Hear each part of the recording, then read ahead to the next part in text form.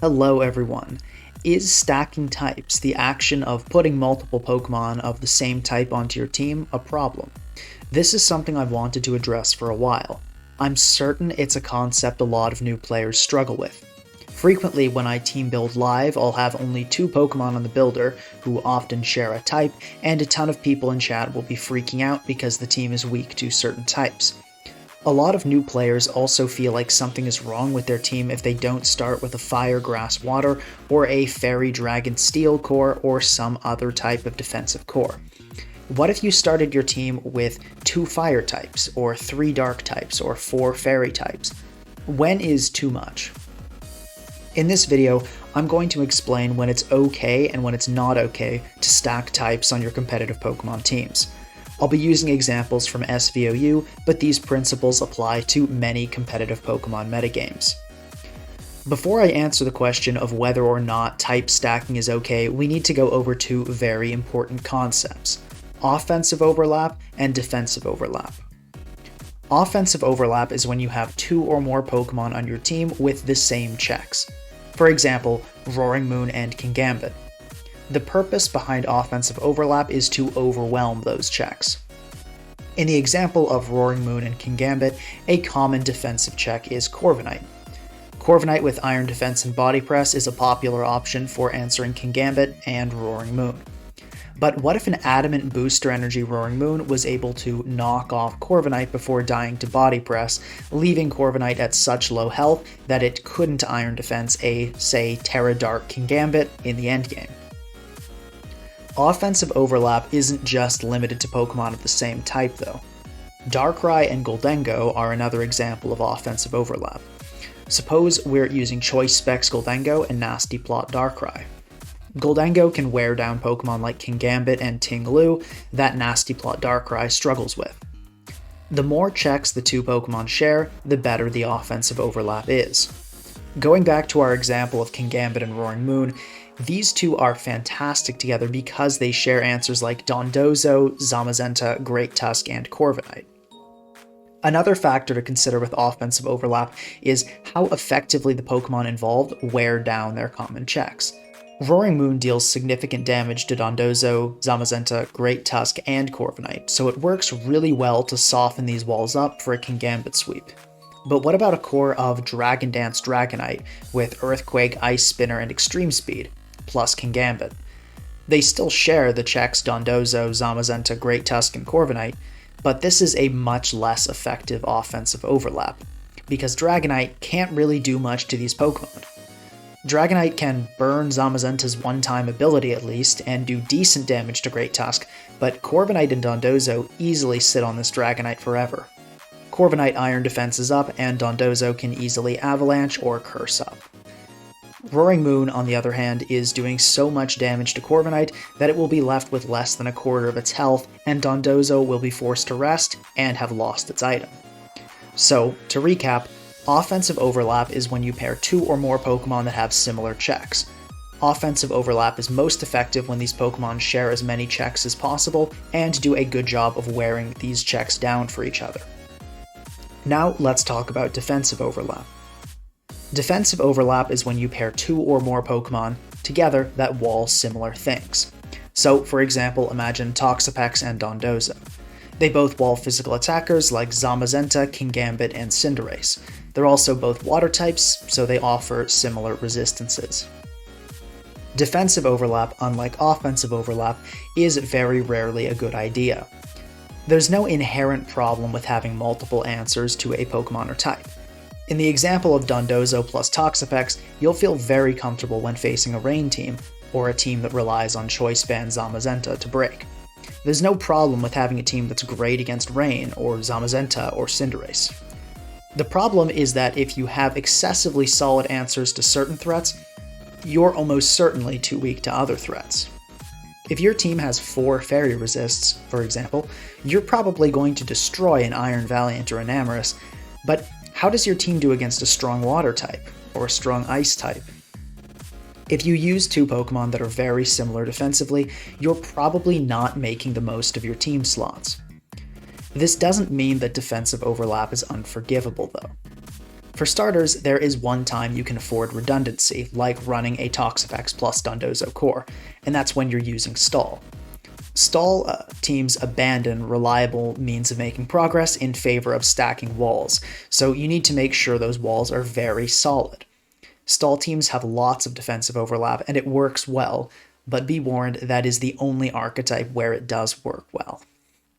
If you try to put Toxapex and Dondozo, or a Clefable and a Hatterene, or a Corviknight and a Skarmory on a balanced team, it almost never goes well. Defensive overlap also isn't a big deal if it's on a small scale. Part of the reason a core like Dondozo and Toxapex is so problematic is that they do almost the exact same thing. Stop sweepers, be a physical wall, resist water, etc. If you have a Gholdengo and Moltres on the same team, don't say, oh, these Pokemon are both fairy resists, defensive overlap, team is trash, let's restart. That's the wrong idea. Moltres and Gholdengo do a lot of very different things defensively. Gholdengo is weak to fire and ground, which Moltres patches up nicely. Gholdengo also takes rock-type attacks, which Moltres cannot. Moltres handles Kingambit, which is a notorious answer for Gholdengo. These Pokemon do have some defensive roles in common, the main one being a fairy resist, but they don't have so much in common that you're bound to be lacking elsewhere. Furthermore, given how common fairy types are, it really doesn't hurt to have more than one resist. Almost every finished team will, even if just by coincidence, be really good against a certain Pokemon or type. Maybe you finish a team and realize that you have 5 grass resists, so your team is super comfortable against Rillaboom. That's not a problem, and it's not an indicator that you need to rebuild. It becomes a problem when you notice you're really defensively solid against many types or many Pokemon. Unless you're building a stall team, this is an indicator that you've given up breaking power, speed, or other important matchups in order to excessively build up your defenses in certain areas.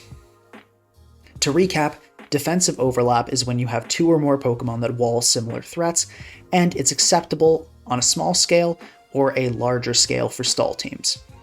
Unless you're using a stall team though, you should avoid putting Pokemon that perform very similar defensive roles on the same team. Now that you understand offensive and defensive overlap, we can easily answer the original question of the video. Is stacking types a bad idea? Well, you've probably guessed it. Whether or not stacking types is a good idea depends on whether it's offensive or defensive overlap. Like in the example I gave earlier, Roaring Moon and Kingambit are both dark types. Another solid example of offensive overlap is Sub plus Calm Mind Primarina and Booster Energy Calm Mind Iron Valiant. Primarina can often break past special walls like Galarian Slowking, allowing Iron Valiant to sweep in the endgame. So, to answer the original question, yes, type stacking is a good idea when it's used for offensive overlap. Stacking types for offensive overlap is easiest to fit on Hyper Offense, the most aggressive archetype, since Hyper Offense's fast-paced playstyle often relies on Pokemon being sacked or left in to die, rather than being switched out.